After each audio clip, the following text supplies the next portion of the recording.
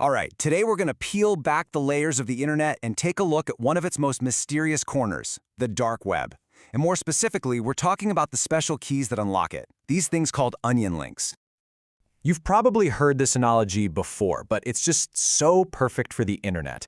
Everything you do online, every day, your social media, your shopping, your news sites, that's all just the tip of the iceberg, the part that's visible above the water. But below the surface, well, that's where things get really interesting. So, before we go any deeper, let's get our definition straight. What exactly are we talking about when we say the dark web and onion links? Okay, first up, the dark web.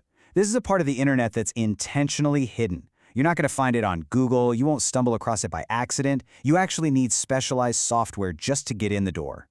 And that specialized software needs a key, which is the onion link.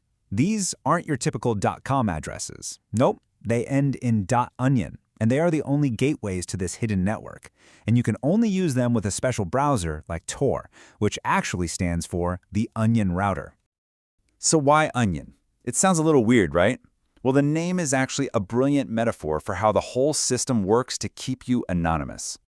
Yep, just like a real onion, this technology is built on layers upon layers. But instead of the stuff that makes you cry when you're cooking, these are layers of powerful encryption. They're designed to wrap your connection in a kind of digital invisibility cloak.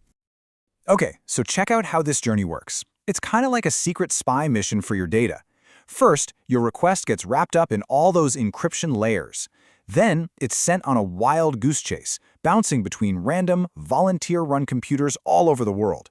At each stop, one single layer of encryption gets peeled back, just to reveal where to go next. By the time your request gets to its final destination, your starting point is completely lost in the trail. And this quote right here, this is the absolute magic of the whole system. Think about it.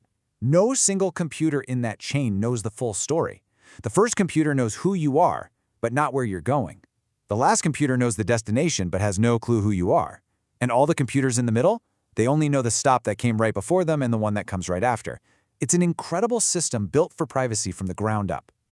But, and this is a really big but, that level of powerful anonymity, well, it's a classic double-edged sword. It can be used for some really great things and some really, really bad things.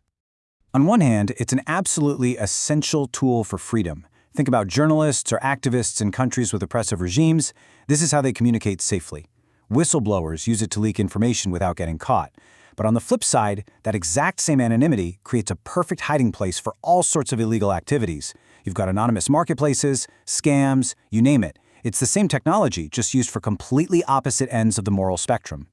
So, given this dual nature, it is absolutely crucial to understand the very real dangers involved before anyone even thinks about dipping a toe into this part of the internet. Let me answer that for you. The short answer? Yes. It can be incredibly dangerous. This is not a place you just browse casually out of curiosity.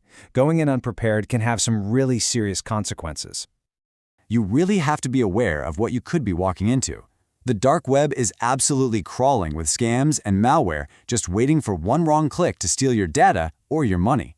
You risk seeing some really disturbing, illegal stuff, which could get you in legal trouble. And here's the kicker. Even though Tor is incredibly powerful, it is not foolproof. A simple user mistake can completely blow your anonymity.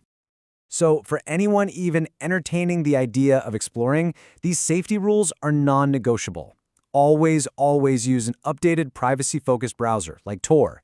Never, ever download anything from a source you don't trust. And it should go without saying, but never share any personal information. For an extra layer of protection, security experts often suggest using something called a virtual machine, which basically puts a wall between that environment and your actual computer.